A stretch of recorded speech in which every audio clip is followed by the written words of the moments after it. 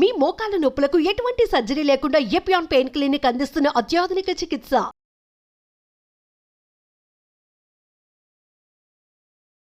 నమస్కారం అండి, నేను డాక్టర్ మోవ శ్రీనివాస్ మాట్లాడుతున్నాను.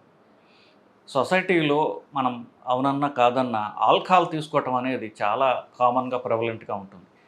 రోడ్డు మీద వెళ్తున్నప్పుడు మీరు చూసినట్లయితే ఏ షాపు దగ్గర ఎక్కువ మంది జనాలు గుమిగూడి గోలగోలగా ఉంటుంది ఏదో చూస్తారంటే మీరు అది పైన కూడా చూడక్కల్లా యూజువల్ ఆల్కహాల్ షాపే ఉంటుంది. ఆల్కహాల్ తాగడం అనేది అంత ప్రెవలెంట్ ఎక్కువ. సో కోర్స్ కొన్ని ఏరియాస్లో ఎక్కువ ఉంటుంది. ఆంధ్ర కంటే తెలంగాణలో ఆల్కహాల్ తాగడం కల్చరల్లీ యాక్సెప్టెడ్. సో ఆల్కహాల్ తాగడం అనేది అంత చెడు వ్యసనం. చెడు అంటేనే వ్యసనం అనుకోండి, అది వ్యసనం కాదు, పర్వాలేదు, మనం సెలబ్రేట్ చేసుకోవడానికి ఆల్కహాల్ తీసుకున్న పర్వాలేదు అనేటటువంటి కల్చరల్లీ యాక్సెప్టెడ్ తెలంగాణలో. సో ఆల్కహాల్ కన్సంప్షన్ ఎక్కువ ఉంటుంది.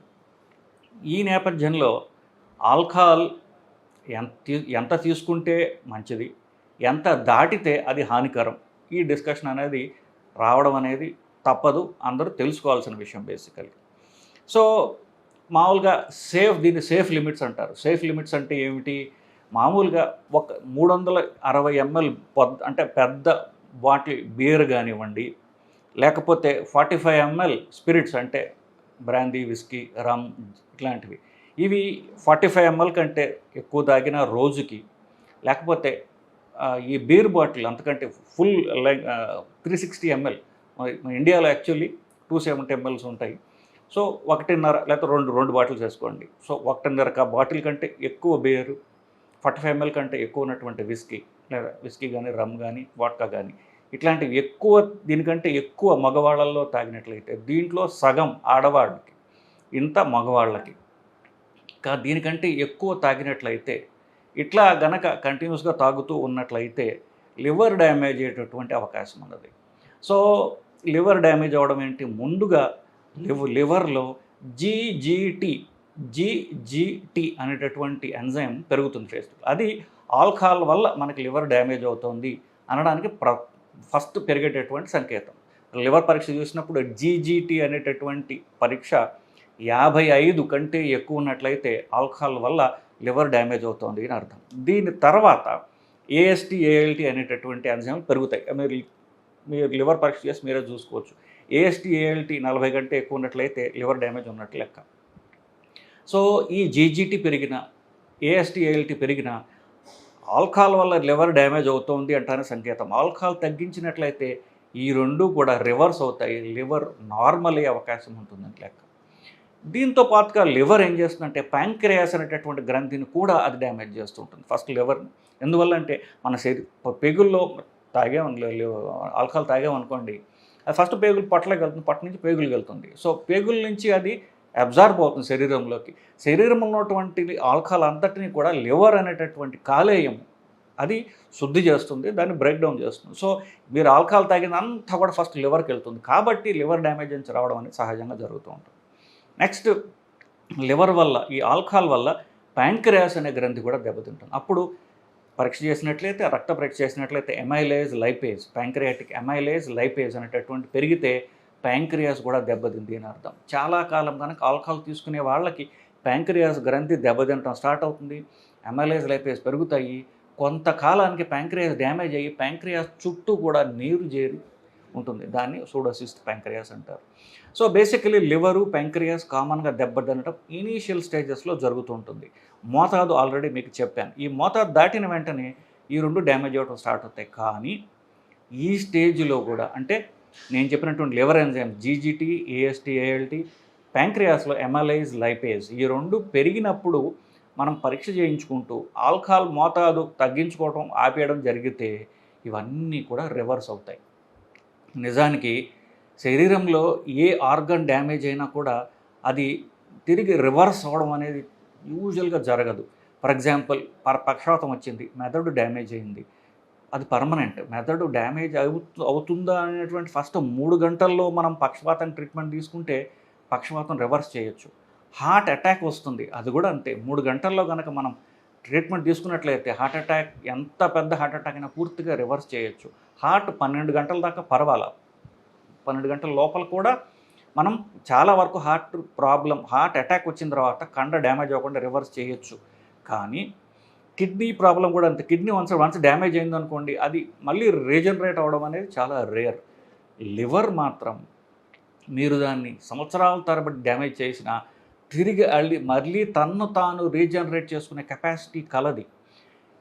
సో ఈ ఆల్కహాల్ వల్ల మీరు నేను చెప్పినటువంటి తేడాలు, జీజీటీ పెరిగింది, ఇవన్నీ పెరిగాయి ఉందనుకోండి, అప్పుడు మీరు గనక ఆల్కహాల్ ఆపేసినట్లయితే కనుక లివర్ డ్యామేజ్ తగ్గిపోయేటటువంటి అవకాశం ఉన్నది. లివర్ డ్యామేజ్ రివర్స్ చేసుకునేది ఇనీషియల్గా మనం రివర్స్ చేసుకోవచ్చు.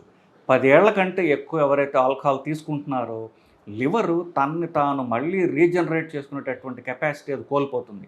సో పర్మనెంట్ లివర్ డ్యామేజ్ అనేది స్టార్ట్ అవుతుంది. దాన్ని సిర్రోసిస్ అంటారు. అప్పుడంటే లివర్ పూర్తిగా డ్యామేజ్ అయిపోయి అది పీచు లాంటి పదార్థంతో రిప్లేస్ అయిపోతుంది. అప్పుడు లివర్ తాను మళ్ళీ రివర్స్ చేసుకోలేదు కాబట్టి లివర్ ట్రాన్స్ప్లాంట్ అనేది అవసరం. ఇంకా ఈ లివర్ పనిచేయదు, లివర్ ఇంకెవరి దగ్గర తీసుకుని పెట్టుకోవాల్సిన అవసరం పడుతుంది. సో 10 ఏళ్ల కంటే ఎక్కువ ఆల్కహాల్ తీసుకున్నట్లయితే పర్మనెంట్ లివర్ డ్యామేజ్ జరగడం అనేది జరుగుతుంది. నిజానికి శరీరంలో లివర్ అనేది మన భూమాత అంటారు. ఎందుకంటే అది అంత క్షమిస్తుంది. ఎంత డ్యామేజ్ చేసినా కూడా పాపం ఏం మాట్లాడకుండా తను తాను మళ్ళీ అది రీజనరేట్ చేసుకుని శరీరాన్ని నడపడానికే ప్రయత్నం చేస్తుంది. కానీ 10 ఏళ్ల కంటే ఎక్కువ మీరు ఆల్కహాల్ తీసుకున్నట్లయితే లివర్ తను తాను డ్యామేజ్ నుంచి కాపాడుకోలేదు. ఇక పర్మనెంట్ లివర్ డ్యామేజ్ స్టార్ట్ అయిపోతుంది. అప్పుడే జనరల్గా జాండీసు, కామెలు రావటం అంటూ మొదలవుతాయి. సో ఇది ఒకటి. ఇప్పుడు నేను చెప్పినట్టుగా 45 ml స్పిరిట్స్, విస్కీ కానీ వాడ్కా కానీ తాగితే లివర్ డ్యామేజ్ అవుతుంది అని చెప్పాం కదా. సో ఇది అందరికీ ఒకటేనా? ఇప్పుడు ఈ ఫిగర్ ఎక్కడి నుంచి వచ్చింది? ఇండియా ఫిగర్ కాదు, ఇది ఇంటర్నెట్లో చూసుకుంటే అది అమెరికా ఫిగర్. సో అమెరికా వాడు మనకంటే అమెరికాలో యావరేజ్ హైటు 6 feet 2 inches, 6 అడుగుల 2 అంగుళాలు యావరేజ్గా. మనకి 5 అడుగుల కంటే ఉండవు. మనం శరీరం వాళ్ళకంటే బాగా చిన్న శరీరం. సో మన ఆర్గాన్స్ కూడా చిన్నవి. సో అదే ఆల్కహాల్కి మనకి ఎర్లీగా డ్యామేజ్ స్టార్ట్ అవ్వచ్చు. ఒకటి. రెండవది, ఆల్కహాల్ తాగినప్పుడు నలుగురికి వచ్చిన ఆల్కహాల్ తాగుతున్నారు అనుకోండి, ఒకడు తాగుతూనే ఉంటాడు, ఒకడు ఒక పెగ్గేయంగానే పడిపోతాడు. సో ఆల్కహాల్ శుద్ధి చేయడం అనేది మనిషికి కూడా తేడా ఉంటుంది. ప్రతి మనిషి యొక్క లివరు ఒకటే కాదు. అది ఎంత లివర్ని ఎంత ఆల్కహాల్ అది ప్రాసెస్ చేయగలదు అనేది మనిషికి తేడా ఉంటుంది. సో ఇప్పుడు నేను 45 ml కంటే మీరు తాగినట్లయితే మీకు లివర్ డ్యామేజ్ అవుతుందని చెప్పాం. ఈ మధ్య నేను ఒక మనిషిని చూశాను. అతను రోజుకి నిజానికి 45 ml తాగుతాడు రోజుకి. అది కూడా 3 ఏళ్ల నుంచి ఎక్కువగా తాగుతున్నాడు. ఇప్పుడు చూస్తే లివర్ పూర్తిగా డ్యామేజ్ అయిపోయి ఉన్నది. సో లివర్ డ్యామేజ్ ఎవరు ఇవ్వాలి? లివర్ ఇవ్వాలి. ఎవరు మీకు లివర్ ఇవ్వాలి? మీ పిల్లలు ఇవ్వాలి, మీ అన్నదమ్ములు అక్క చెల్లెలు ఇవ్వాలి. ఒక వయసు వచ్చిన తర్వాత అన్నదమ్ములు అక్క చెల్లెలు వాళ్ళ ఫ్యామిలీస్ వాళ్ళకు ఉంటాయి. మీ అన్న, మీ తమ్ముడు, మీ చెల్లు, అక్క మీకు ఇవ్వడానికి సిద్ధంగా ఉన్నా వాళ్ళ ఫ్యామిలీ వాళ్ళు ఒప్పుకోరు. సో మీకు కిడ్నీ కానీ లివర్ కానీ ఇవ్వాలంటే మీ యొక్క భార్య భర్త కూడా పనికిరారు, మీ పిల్లలే ఇవ్వాలి. పిల్లలు మీరు ఎలా అడగగలరు? సో పిల్లల్ని అడగలేము. సో మనకి నిజానికి వేరే దారి లేనటువంటి స్టేజ్కి మనం పోతాం బేసికలీ. సో నేను చెప్పినది జనరల్గా ఒక యావరేజ్ అమౌంట్ మాత్రమే. చాలామంది, కొంతమంది అంతకంటే ఎక్కువ టాలరేట్ చేయగలరు, కొంతమంది దానిలో తక్కువ తీసుకున్నా కూడా లివర్ డ్యామేజ్ అయిపోయేటటువంటివి ఉంటాయి. సో మీరు ఆల్కహాల్ తీసుకుంటున్నారు అయితే మీరు తగ్గించేటటువంటి ప్రయత్నం తప్పకుండా చేయాలి. మీరు ఆల్కహాల్ తగ్గించుకోలేకపోతుంటే దాన్ని ఆల్కహాల్ డిపెండెన్స్ అంటారు. మీరు దానికి డీఅడిక్షన్ సెంటర్స్కి వెళ్ళి ఎలా తగ్గించుకోగలను అని చెప్పేసేటువంటి ప్రయత్నం తప్పకుండా చేయకపోతే పర్మనెంట్ లివర్ డ్యామేజ్ పోతుంది. మీ ఆస్తులు మిమ్మల్ని కాపాడలేవు. ఎందుకంటే ఎంత ఆస్తి ఉన్నా మన పిల్లల్ని మనం అడగలేం. పిల్లలు తప్ప మనకి ఎవరు ఆర్గాన్ డోనర్స్ కింద పనికి రారు. ఇంకొకరి దగ్గర నుంచి పెట్టుకున్నా కూడా అది మనకి సెట్ అయ్యే అవకాశం లివర్కి తక్కువ. కిడ్నీ కొంచెం పర్వాలా, లివర్కి మాత్రం మీ పిల్లల మీద మీకు పనికి వస్తుంది, అన్నదమ్ముల అక్షరాలైనా పర్వాలా. సో అది డ్యామేజ్ కాకుండా చూసుకోవటం అనేది అందరి బాధ్యత.